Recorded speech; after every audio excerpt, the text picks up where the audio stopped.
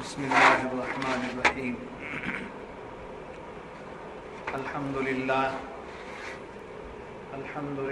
نحمده ونصلي ونسلم على حبیبه الکریم اما بعد فقد قال اللہ تبارک وتعالی فی شان حبیبه الکریم ان اللہ وملائکته یصلون علی النبی یا ایھا الذین آمنوا صلوا علیہ وسلموا تسلیما صلی علی سیدنا محمد وعلی آل سیدنا محمد وبارک وسلم صلاۃ و سلاما علیک یا سیدی یا حبیبی یا رسول اللہ صلی اللہ علیہ وسلم وقد قال اللہ تبارک وتعالی فی القرآن المجید والفرقان الحمید فاعوذ باللہ من الشیطان الرجیم بسم اللہ الرحمن الرحیم فَكَيْفَ إِذَا أَصَابَتْهُمْ مُصِيبَةٌ بِمَا قَدَّمَتْ أَيْدِيهِمْ ثُمَّ جَاءُوكَ يَحْلِفُونَ بِاللَّهِ إِنْ أَرَدْنَا إِلَّا إِحْسَانًا وَتَوْفِيقًا أُولَئِكَ الَّذِينَ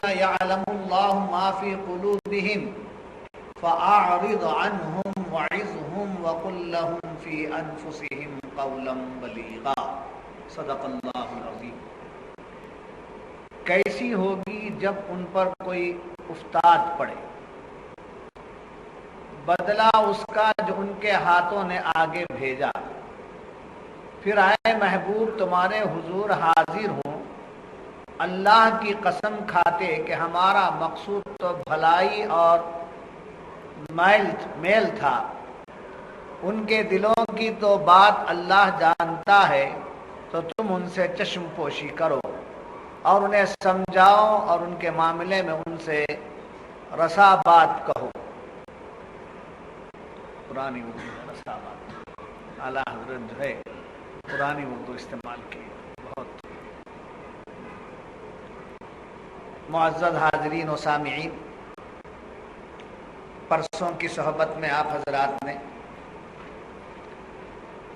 بشر کا جو واقعہ فیصلے کے متعلق تھا، اس کی روشنی میں اس کے تحت بات آپ نے سنی، جس میں یہ حالت تھی ان کی کہ جب ضرورت پڑتی منافقین کی، اب منافقوں کا اور یہودیوں کی بات چل رہی، منافقین کو جب ضرورت پڑتی تو وہ کافروں کے پاس فیصلہ لے جاتے، جیسا کہ بشر نے کعب ابن اشرف کے پاس۔ جب اس کا قتل ہو گیا اور مصیبت ان کے اوپر آن پڑی، تب ایسے موقع پر وہ تکلیف میں آ گئے، ان کے اہل خاندان، ان کے احباب جب تکلیف میں آ گئے تو وہ دربار رسول میں چلے آئے۔ تو اس کا ذکر کرتے ہوئے قرآن بیان کر رہا ہے کہ یہ لوگ ایسے ہیں، جب راحت ملتی ہے تو غیروں کے پاس جاتے ہیں، جب آفت آتی ہے تو محبوب آپ کے پاس آتے ہیں۔ یہ جو آفت جو بھی آئی ان کو، وہ ان کے ہاتھوں کی کمائی تھی۔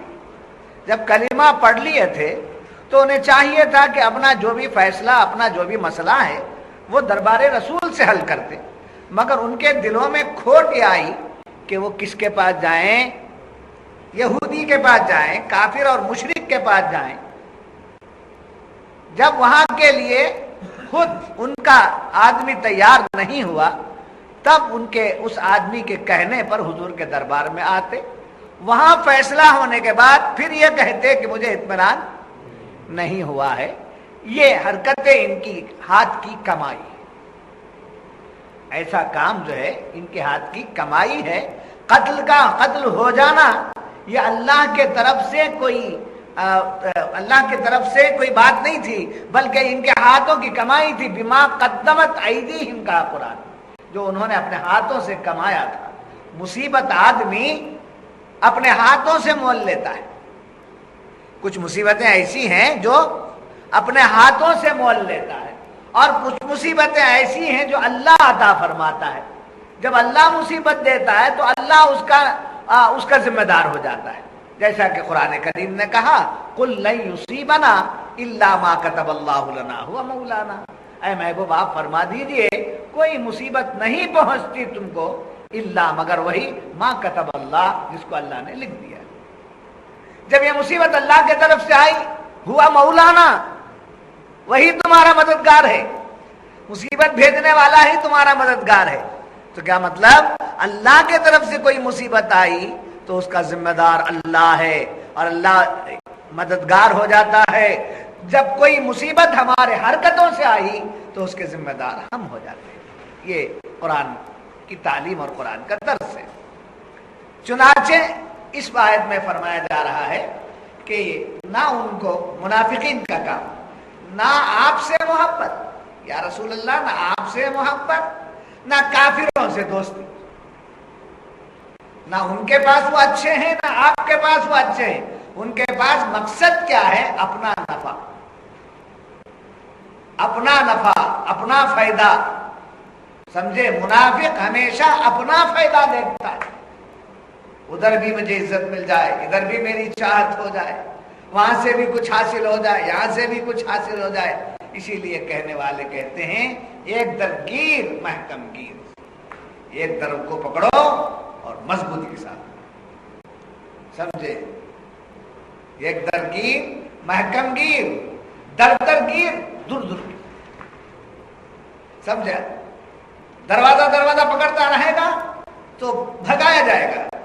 سمجھے, کوئی کسی دروازے پر تجھے جگہ نہیں دے گا. ایک در گیر, سمجھے, ایک در گیر محکم گیر, در در گیر دور دور گیر. سمجھے, جس کو کہنے والے نے یوں کہا دو رنگی چھوڑ دے ایک رنگ ہو جا, دو رنگی چھوڑ دے ایک رنگ ہو جا, سراسر موم یا سنگ ہو جا. بنا تو موم بننا, نہیں تو پتھر بن جا, دو رنگی نہیں رہنا چاہیے. بہرحال منافقین کے لوگ آئے, بشر کے طرفدار آئے حضور صلی اللہ علیہ وسلم کی بارگاہ میں. حضرت عمر رضی اللہ عنہ کا جب کیس پیش ہوا, شان نزول ہے, کیس جب پیش ہوا کہ حضرت عمر نے کس کو قتل کر دیا؟ بشر کو قتل. وہ کون ہے؟ منافق ہے, مگر ظاہر میں کیا تھا؟ تو اڑائے کیا, خبر کیا اڑائے؟ مسلمان کا قتل کر دیا, مسلمان کا قتل کر دیا. جب یہ بات ان کی فیل ہو گئی, اس کا بات میں وہ ناکام ہو گئے, تب حکمت کرتے, پالیسی کرتے ہوئے آ کر کہنے لگے یا رسول اللہ صلی اللہ علیہ وسلم یہ بشر کی نیت ایسی نہیں تھی. وہ کعب بن اشرف کے طرف جو جانے والا تھا وہ آپ سے منہ موڑ کے جانا نہیں چاہتا تھا. وہ کیا چاہتا تھا؟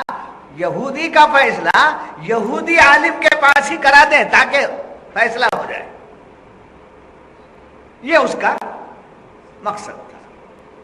پھر دوسری بات کیا تھی اس کی؟ حضور کا فیصلہ ہو جانے کے بعد دوسروں کے پاس گئے, اس کی تعویل کرنے لگا, اس کے بارے میں کہنے لگے. آپ کے فیصلے کے بعد دوسری جگہ جانا اس کا مقصد نہیں تھا, وہ آپ کے فیصلے کو مضبوط بنانا چاہتا تھا. استغفر, حضور کے فیصلے کے بعد اور کیا مضبوطی ہے؟ یعنی ہیلے بہانے جو پہلے کر دیے حرکت, اس حرکت کو دھو لینے کے لیے ہیلے بہانے کرنے لگے. تب اللہ تبارک و تعالیٰ نے آیت شریفہ نازل کی, فرمایا کہ فَكَيْفَ إِذَا أَصَابَتْهُمْ مُصِيبَةٌ, کیسی ہوگی جب ان پر کوئی افتاد پڑے. افتاد کے معنی مصیبت, یہ بھی اردو کا پرانا لفظ ہے. بِمَا قَدَّمَتْ أَيْدِيهِمْ, کہ اس کا جو ان کے ہاتھوں نے آگے بھیجا. ثُمَّ جَاءُوكَ, مصیبت ان کے اوپر آ گئی, ان کی کمائی ان کے ہاتھ کو لگ گئی. اس کے بعد جب پریشانی بڑھ گئی تو انہوں نے, قرآن نے کہا ثم جاؤک, پھر آپ کے پاس آتے اور آ کر کیا کہتے ہیں؟ یحلفون باللہ, محبوب آپ کے دربار پہ حاضر ہو کر کیا کرتے ہیں؟ یحلفون باللہ, اللہ کی قسم کھاتے ہیں, اللہ کی قسم کھاتے ہیں. ان اردنا الا احسانا و توفیقا, ہمارا مقصود تو بھلائی اور میل تھا, دوستی تھی, محبت تھا. سمجھے, یہ مقصد گستاخی کا ہمارا نہیں تھا. جیسا کہ میں نے پرسوں بھی بتایا تھا کہ کہ آدمی کا نفاق اس کے میلان کو ظاہر کرتا ہے، آدمی کا ایمان اس کے ظاہر سے ظاہر ہوتا ہے، اس کا میلان اگر محبت ہے اسلام کی، دین کی، بزرگوں کی، حضور کی محبت اگر ہے تو اس کا ظاہر اولیاء کی طرف ہو جاتا ہے، ان سے محبت ہوتی ہے، اہل ایمان کو چاہنے والے ہوتے ہیں۔ جب منافقت بڑھ جاتی ہے، ان کا دل میں گندا ہو جاتا ہے، تو ان کی دوستی جو ہے بے ایمانوں سے، گستاخوں سے، غداروں سے، بے وفاؤں سے ہوتی ہے۔ تو یہ ظاہری میلان ہی احکامات کے صدور کا سبب بنتا ہے۔ بات سمجھ میں آئی؟ اب اللہ فرماتا ہے، یہ لوگ آ کر ایسی ایسی بات بولتے ہیں، اولئک الذین یعلم اللہ ما فی قلوبہم، اے محبوب اللہ تو ان کے دلوں کی بات کو خوب جانتا ہے، کیا ہے ان کے دلوں میں اللہ کو معلوم ہے۔ تو وہ جس ارادے سے آئے تھے اس ارادے کے تعلق سے قرآن نے واضح کر دیا، فَأَعْرِضْ عَنْهُمْ وَعِظْهُمْ، فرمایا آپ ان سے اعراض کیجئے، ان کی باتوں پر دھیان مت دیجئے، سمجھے، اعراض کیجئے آپ ان سے، اور پھر بھی انہیں دھکے نہ دیے جائیں، ایسے لوگ آ جائیں تو فرمایا وَقُلْ لَهُمْ فِي أَنفُسِهِمْ، اور انہیں سمجھاؤ، اور ان کے معاملے میں سیدھی بات، قولاً بلیغا، سچی بات، ان کے سدھرنے کے انداز کی بات ان سے کیا کرو۔ جب یہ بات معلوم ہوئی، مصیبت آ پڑی تو حضور کے ہاتھوں میں، حضور کے بارگاہ میں وہ آئے۔ حضرت عمر رضی اللہ تعالی عنہ کے واقعے کی نسبت سے مفسرین فرماتے ہیں اس واقعے کے بعد حضرت عمر کا مقام اونچا ہو گیا، چونکہ حرکت ان کی تھی، قتل حضرت عمر نے کیا تھا، مگر جب ان پر دعویٰ ڈالا گیا، مقدمہ دائر کیا گیا، تو اس مقدمے میں صفائی، حضرت عمر کی درستگی، ان کی صفائی، ان کا قتل کرنے کو صحیح قرار دینا نہ حضور نے کیا نہ دیگر صحابہ نے کیا، بلکہ اللہ نے کر دیا۔ فرمایا جو کچھ کے ہوا ہے اس کو اللہ تعالیٰ جانتا ہے اور اللہ تعالیٰ کو اس کا علم ہے۔ چار چاند لگ گئے۔ اب یہاں مطلب کیا ہوا کہ بشر کی گواہی دینے والے منافقین، بشر نے جو حرکت کی اس کی گواہی دینے والے، وہ سچا تھا، وہ بالکل اس کی نیت پاک تھی، وہ ایسا نہیں چاہتا تھا، اس قسم کی باتیں بولنے والے کون تھے؟ منافقین تھے۔ قرآن فرما رہا ہے حضرت عمر نے قتل کر دیا، اب آپ کی گواہی کے لیے لوگ نہیں ہے، اللہ آپ کی گواہی دے رہا، اللہ نے آپ کی گواہی دی، کہا کہ حضرت عمر رضی اللہ عنہ اس سلسلے میں بالکل صحیح ہیں۔ اور یہ لوگ جب آتے ہیں تو آپ کے پاس شرمندگی کے ساتھ آتے ہیں، قتل کی ہو گیا، ایک آدمی مر گیا، مگر ان کے لوگ یہاں آتے ہیں، کلمہ ظاہر سے پڑھے نا۔ اسی واسطے کبھی کبھی آج بھی لوگ جو گمراہ یا منافقت کے دروازے تک پہنچ چکے ہیں، ایسے لوگ جو ہے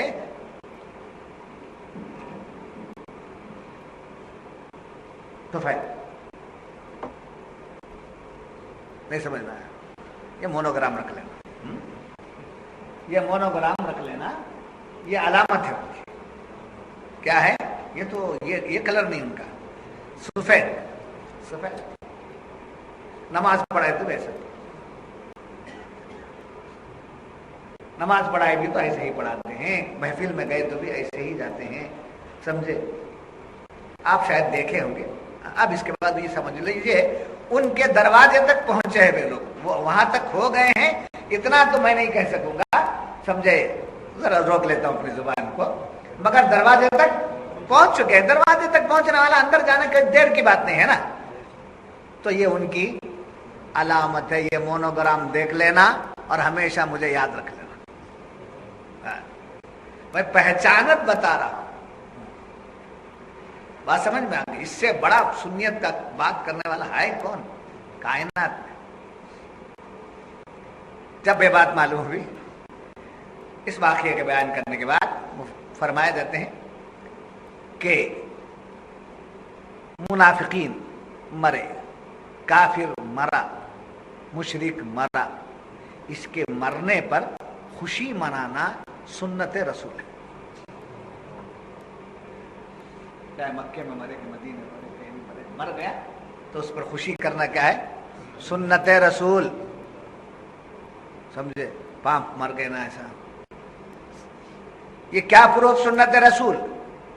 اسی مہینے میں بدر کے موقع پر، اسی مہینے میں بدر کے موقع پر ابو جہل مارا گیا.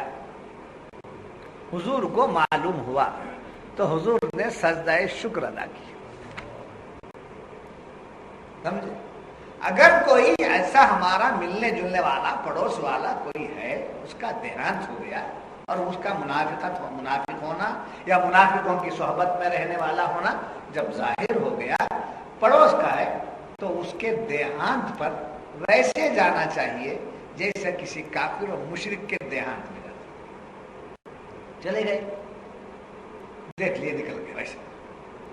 مگر یہاں مفسرین نے ایک بڑی پیاری بات بتائی کہ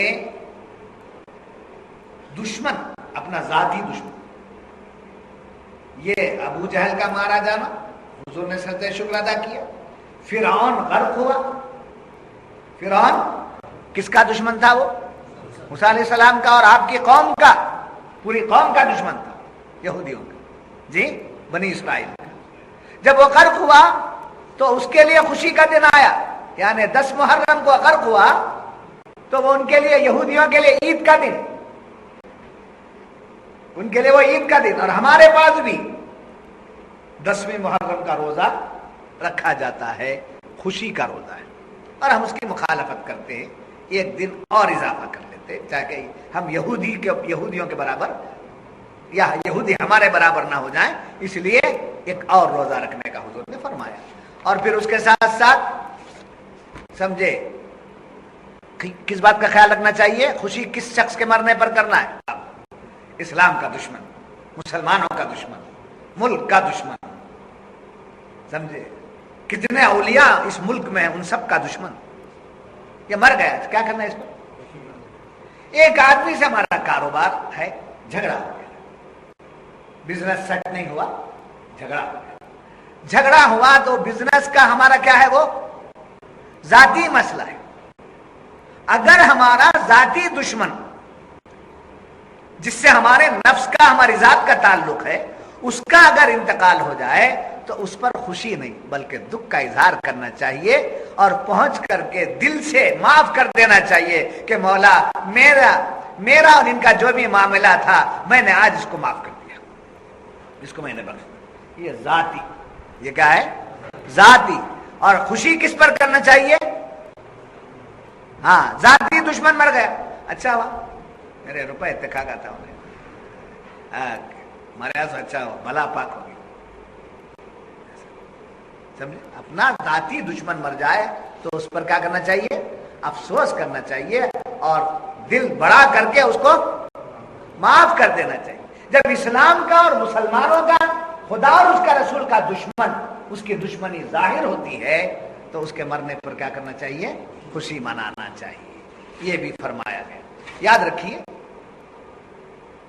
ذاتی دشمن کو کیوں معاف کر دینا، کیوں بخش دینا، کیوں اس پر خوشی نہیں منانا؟ اس لیے کہ وہاں نفس کا تعلق ہے، وہاں شخصیت کا تعلق ہے، وہاں ذات کا تعلق ہے. اور یہاں کیوں خوشی منانا؟ یہ دین کا فسادی ہے، دین کا فسادی ہے، چاہے وہ باہر کا فسادی ہو چاہے وہ اندر کا فسادی. جی، چاہے وہ باہر کا ہو یا اندر کا ہو. اس سمجھ لینا، باہر کا اندر کا مراد کیا ہے؟ اگر وہ کافر ہے باہر کا ہے، مشرک ہے باہر کا ہے، سمجھے، اہل سنت کے خلاف ہے اندر کا ہے، حضور کو اپنے جیسا بولتا تھا، حضور پر سلام منع کرتا تھا، وہ کرتا تھا، یہ اندر کا فسادی ہے. تو یہ فسادی مر گیا تو دین میں کیا آ گیا؟ دنیا میں کیا آ گیا؟ امن آ گیا. اس کے ایک مر جانے سے دنیا میں امن آ گیا، اس کے ایک زندہ رہنے سے دنیا میں خلل پیدا ہوتا تھا. تو ایسوں کے حق میں ہمیشہ دعا کرنا چاہیے جن سے دین کا کام ہوتا ہو اور دنیا میں امن عام ہوتا ہو. اس کو اللہ حیات جاویدانی بخشے، ہمیشہ ہمیشہ کے لیے اس کو اللہ زندہ رکھے اور بیکار کے لوگوں کو ختم کر دے. بات سمجھ میں آ گئی؟ جب یہ بات معلوم ہوئی تو دوسری بات یاد رکھیے کہ دنیا میں اللہ کا جو عذاب آتا ہے اس عذاب کا ایک راستہ کیا ہے؟ رسوائی. کیا ہے؟ عذاب کے کئی طریقے سمجھے؟ زمین میں دھس جانا، آسمان سے پتھر برس جانا، درخت پڑ جانا، سمجھے، سیلاب آ جانا، یہ سب عذاب کے راستے. اس میں ایک راستہ کیا ہے؟ رسوائی. جہاں بھی جاتا ہے ذلیل ہوتا ہے، جس سے بھی ملتا ہے بے عزت ہوتا ہے، جو بھی کرتا ہے ہاتھ نہیں آتا ہے، سمجھے. تو یہ کیا ہے؟ رسوائی. کوئی اس کو پوچھنے والا نہیں، کوئی دینے والا نہیں، کوئی بلانے والا نہیں، کوئی بات کرنے والا نہیں، رشتہ دار دور ہو رہے ہیں، دوست دور ہو رہے ہیں. یہ سب کیا ہے؟ اللہ کا عذاب ہے. ایسی رسوائی کے موقع پر در در پریشانیوں کا شکوہ کرتے ہوئے پھرنے سے بہتر اپنا جائزہ لیں کہ ہم نے ایسا کیا کام کیا ہے جس کی وجہ سے اللہ ہمیں رسوا کر رہا ہے. اس کا محاسبہ کیا جائے. سمجھے؟ یاد رکھیے. پھر فرمایا کہ جھوٹی قسمیں کھانا. اس آیت میں کیا کہا؟ کہ یحلفون باللہ، یہ کیا کرتے ہیں؟ اللہ کی قسم کھاتے ہیں. کون؟ منافقین. تو منافق کیا قسم کھاتا ہے؟ تو قسم کیسی ہے؟ جھوٹی قسم ہے، جس پر فرماتے ہیں مفسرین کرام جھوٹی قسم کھانا یہ منافقین کی علامت ہے. سمجھے؟ کس کی علامت؟ منافق کی علامت ہے جھوٹی قسم کھانا. قسم کھاتے وقت میں ہم کو پتہ چلتا ہے نا. قسم کب کھائی جاتی ہے؟ جبکہ اپنے آپ پر اعتماد ہو، آپ خود سچائی پر ہو، آپ خود حق پر ہو، سامنے والا ہماری بات کو سن رہا ہے. لفظ قسم کھانے سے وہ ہماری سچائی کو قبول کر لے گا. یہ یقین جب آ جائے تب جا کر اللہ کی قسم کھانا چاہیے. ورنہ خود بھی غلط ہے، حرکتیں بھی غلط ہیں، باتیں بھی غلط ہیں، پھر اوپر سے کیا کھا رہا ہے؟ قسمیں کھا رہا ہے. ایسی حرکت کسی کے اندر ہے تو کیا ہے؟ منافق. جھوٹی قسم ہے. اب جھوٹی قسم کھانا منافقین کی. یحلفون باللہ ان اردنا الا احسانا وتوفیقا. یاد رکھیے یہاں ایک ادب بتایا جا رہا ہے کہ ان لوگوں نے کہاں آ کر قسم کھائی؟ رسول کے دربار.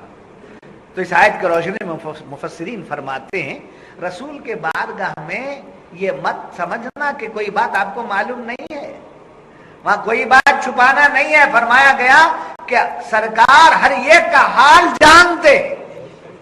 کیا ہے؟ سرکار ہر ایک کا حال جانتے ہیں. اس زمانے میں کی بات ہی نہیں ہے، آج بھی حضور ہر بات کو جانتے ہیں. اس وقت میں لباس بشری کے ساتھ تھے، اب تو تجلیات نورانی کے ساتھ آپ ہیں. ہر اہل ایمان کے ساتھ حضور ساتھ میں ہیں. تو وہاں کوئی بات چھپائی نہیں جانی چاہیے. اب آئیے آخر بات کی طرف. آخر بات جان کی بات. اب تک کیا بے جان باتیں تھی؟ جانے جانا کی بات. اب کون سی بات ہے؟ اب تک جان کی بات تھی، اب جانے جانا کی بات. کیا بات ہے؟ یہ تمام باتیں حضرت عمر رضی اللہ عنہ کا قصہ ہوا. یہ ہوا گزشتہ بھی آپ نے سنا حضرت ابو بکر صدیق کے بارے میں قرآن نے سورت نازل کر دی. جی آج یہ آیتیں جو نازل ہو رہی ہوئی ہیں وہ کس کی نسبت سے؟ ایک منافق کا واقعہ، اس کو قتل کر دینے کی وجہ سے کس نسبت بنے؟ کون؟ حضرت عمر رضی اللہ. دیکھیے جب کبھی بھی گزشتہ نبیوں پر اعتراضات ہوئے، ان اعتراضات کے جوابات خود انبیاء نے دیے. جی ان کے جوابات کون دیے؟ انبیاء نے. جیسے قوم عاد نے حضرت ہود رضی اللہ علیہ السلام سے کہا، سمجھے کہ آپ کیا ہیں؟ سفی. کیا ہے؟ سفی. سفی کے معنی کیا؟ بے وقوف. سفی کے معنی کیا؟ بے وقوف. استغفر اللہ. قوم عاد نے حضرت ہود کو بے وقوف کہا. اب آپ نے جواب دیا لیس بی سفاہۃ ولکنی رسول من رب العالمین. میں بے وقوف نہیں ہوں بلکہ میں رسول ہوں رب العالمین کی طرف سے. لیس بی سفاہۃ ولکنی، میں بے وقوف نہیں ہوں، بلکہ میں اللہ رب العالمین کی طرف سے کیا بن کر آیا ہوں؟ رسول بن کر آیا ہوں۔ انہوں نے بے وقوف کہا تو اس کا جواب آپ نے دیا جی۔ اس کے بعد لوگوں نے حضرت صالح اور حضرت نوح علیہ السلام کے بارے میں کہا، کیا کہا؟ آپ لوگ گمراہ ہیں۔ سمجھے کیا ہے؟ آپ لوگ گمراہ ہیں۔ تو آپ نے اس کے جواب میں کہا لیس بی ضلالہ، میں کیا نہیں ہوں؟ گمراہ نہیں۔ سمجھے؟ ادھر بے وقوف کہا تو جواب کیا دیا؟ میں بے وقوف نہیں۔ ادھر گمراہ کہا پیغمبروں کو، گمراہ کہا تو اس کا جواب پیغمبروں نے کیا دیا؟ ہم گمراہ نہیں ہے، اللہ کی طرف سے ہم ہدایتیں لے کر کے آئے۔ مگر جب ہمارے آقا صلی اللہ علیہ وسلم کو لوگوں نے بہت کچھ کہا، کہتے کہتے کچھ لوگوں نے کہا لستا مرسلا۔ کیا ہے؟ لستا مرسلا، آپ رسول نہیں ہیں۔ آپ کیسے رسول ہیں؟ رسول نہیں ہیں آپ کی رسالت کا ان لوگوں نے کیا کیا؟ انکار کر دیا۔ ایک تو نہ ماننا الگ بات، نہ ماننا الگ بات، منہ پہ کہہ دینا آپ رسول نہیں، کتنی بڑی گستاخی۔ اس گستاخی کو حضور نے جواب نہیں دیا، اللہ نے ایک سورت نازل کر دی، یاسین والقرآن الحکیم انک لمن المرسلین۔ یاسین، آپ کے مدرسے میں یاسین حروف مقطعات معنی اللہ و رسولہ عالم، ہمارے ہاں یاسین اے سید اے سردار جی۔ یا سے مراد اے، سین سے مراد سید، سید کا مخفف سین۔ پڑھ کے کیا نکلتے ہیں کو بولتا ہے وہ اللہ بہتر جانے، اللہ بہتر جانے تو قرآن میں کہیں کو ہے، اللہ بہتر جانے کی آیت تو کہیں کو یاد کر کے پڑھتا ہے۔ تو اللہ جواب دے یاسین اے میرے اے سردار اے سید، والقرآن الحکیم، قسم ہے قرآن حکیم کی، انک لمن المرسلین، بے شک آپ مرسلین میں سے ہیں۔ انہوں نے تو آپ کو مرسل ہونے کا انکار کیا، ہم اعلان کرتے ہیں کہ آپ مرسلین میں سے۔ تو محبوب کے خلاف جب کوئی بات ہوتی ہے، اعتراض ہوتا ہے، تو اس کا جواب خود اللہ دے دیتا ہے۔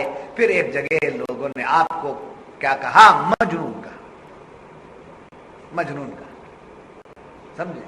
پاگل، معاذ، حضور کو دیوانہ کہا، کاہن کہنے والوں نے کہا، شاعر کہنے والوں نے کہا، سمجھے؟ اللہ تبارک و تعالیٰ نے ان کا جواب دینے سے پہلے فرمایا نون، نون ان کی زبان میں حروف مقطعات، ہمارے پاس نون قسم ہے نور مطلق کی، نور مطلق، نور مجرد، سب قسم ہے نور کی، والقلم، قلم کی، وما یسترون جس سے لکھتے۔ یہاں صوفیہ نے دو معنی لیے ہیں، یسترون میں جس سے قلم عرش پر جو لکھا گیا اس قلم کی قسم مراد لیا، اور پھر صوفیہ نے ایک اور مراد لی، اے محبوب آپ کی امت کے علماء جو کچھ کے دین کی بات جس قلم سے لکھتے ہیں اس قلم کی قسم۔ نون والقلم وما یسطرون ما انت بنعمت ربک بمجنون۔ آپ کا رب آپ پر نعمتیں فرمایا ہے اور فرماتا ہے کہ آپ کیا نہیں ہیں؟ مجنون نہیں ہیں۔ کہا انہوں نے مجنون، اور رب نے قسم کھا کر فرمایا، رب قسم کھا رہا ہے، قسم کھا کر۔ کس کی قسم؟ ایک نور کی قسم، ایک قلم کی قسم، دونوں کی قسم کھا کر حضور کے مجنون ہونے کا کیا کر رہا ہے؟ انکار، نفی کر رہا ہے۔ تو معلوم ہوا گزشتہ زمانے کے پیغمبروں پر جب کوئی الزام آتا، جب کوئی آپ پر اعتراض ہوتا، تو اس کا جواب وہ خود دے لیتے، مگر حضور اللہ کے اتنے محبوب اور اتنے پیارے کہ آپ اگر کوئی انگلی اٹھاتا تو اس کا جواب آپ نہیں دیتے، اللہ خود دے دیتا۔ اس کے آگے چل کر صوفیہ فرماتے ہیں کہ حضور کے صدقے، حضور کے صدقے، چونکہ حضور اللہ کے محبوب اور پیارے ہیں، اتنے پیارے ہیں کہ آپ کی محبت، آپ کے پیار کی نسبت سے آپ کے پیاروں پر بھی اگر کوئی الزام آتا ہے تو خدا ہی جواب دیتا ہے۔ آپ کے پیاروں پر جب کوئی الزام آتا ہے تو بھی خدا ہی جواب دیتا ہے۔ اسی کو بیان فرماتے ہیں مفسرین، فرماتے وَكَيْفَ إِذَا أَصَابَتْهُمْ مُصِيبَةٌ بِمَا قَدَّمَتْ أَيْدِيهِمْ ثُمَّ جَاءُوكَ کہ آگے کیا ہے وہ اذا، اس سے آگے حضرت عمر کا جو واقعہ ہے سمجھے، اس واقعے کی نسبت سے اللہ نے حضرت عمر رضی اللہ تعالیٰ عنہ کی حمایت فرمائی، تو پتا چلا کہ اللہ کے رسول خدا کے بڑے محبوب، اور اتنے محبوب جو محبوب کا محبوب ہو جائے وہ بھی خدا کا محبوب ہو جاتا ہے، وہ بھی خدا کا محبوب ہو جاتا ہے۔ کتنے خوش نصیب ہیں ہم لوگ، کتنے مقدر والے ہم ہیں، کتنے قسمت والے ہم ہیں، ہم کو ایسا رسول ملا، ان کی نسبت کے صدقے میں ہماری لاج، اور جن کے دامنوں سے ہم وابستہ ہیں ان کے صدقے میں ان کی عظمتیں ہیں۔ قرآن یہی بتا رہا ہے۔ اب یاد رکھیے ان حضرات کے لیے بھی اور سب حضرات کے لیے بھی، جب کوئی کسی سے جب بات کرتے، کوئی بیان کرنا ہے تو قولم بلیغ،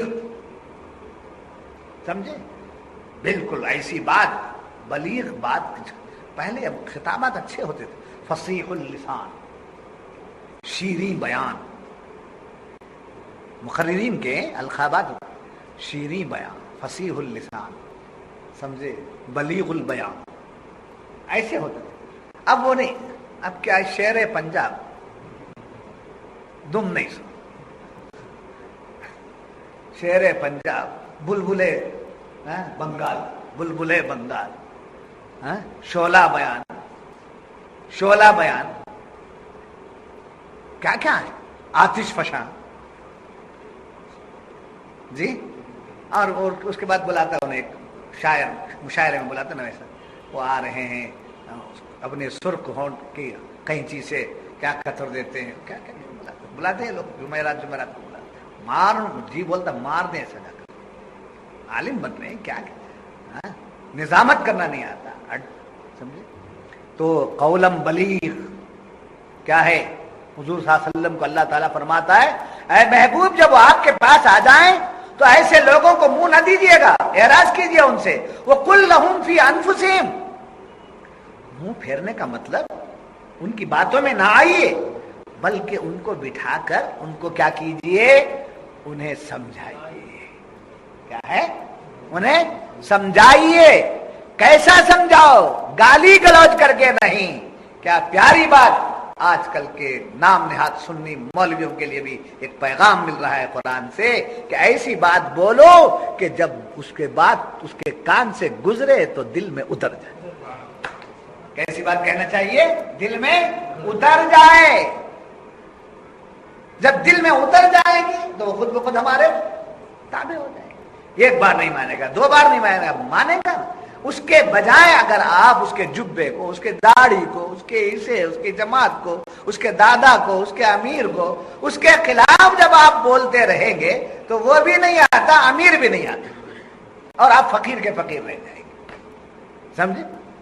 دھیرے دھیرے آپ میں سے کیا ہو جائیں گے، لوگ کٹ چلے جائیں گے، سمجھے۔ الحمدللہ الحمدللہ اس کام کے لیے میرے شیخ محترم نے جو راستہ مجھے دیا، اس کی نسبت سے کتنے لوگوں کو ہم سنبھال رہے ہیں، اور کتنے لوگ باتوں کو سمجھ رہے ہیں، سن رہے ہیں، اور راہ راست پر اب ہمارے پاس جتنے بیٹھنے والے، ان کو دیوبند بریلی کچھ معلوم نہیں ہے، ان کو اتنا ہی معلوم ہے کہ سنیت کیا ہے، عشق کیا ہے، محبت کیا ہے، یہی نہ ان کو معلوم ہے، اس کے سوا اور کوئی باتیں معلوم نہیں ہے۔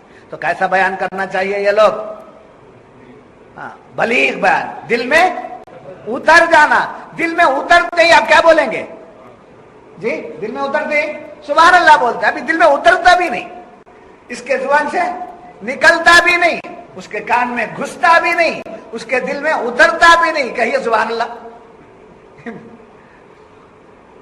کیا ہے سبحان اللہ۔ ایک آدمی ایسا ہے، دیکھ سبحان اللہ، چہرہ بگاڑ لیتے ہیں. کیا ہے بیان کرنے میں چہرہ بھی جو ہے نا ایسا ہو جو امپریس، اچھا اس کا امپریشن سمجھا، اس کا اثر. چہرہ بھی ایسا نہیں، بولنے والا حسین ہونا چاہیے، خوبصورت. ہاں بھٹی صورت اگر بولتا ہے کیا اثر ہوتا ہے سمجھے. اسی واسطے امام کا گورا حسین و جمیل ہونا ضروری، خوبصورت رہنا امام، کالا کلوٹا بھدا. ہاں خوبصورت بات سمجھ میں. دیکھیے میں ہنساتا ہوں تو آپ ہنس دیے، کوئی بات بولتا ہوں تو آپ کیا بولتے ہیں.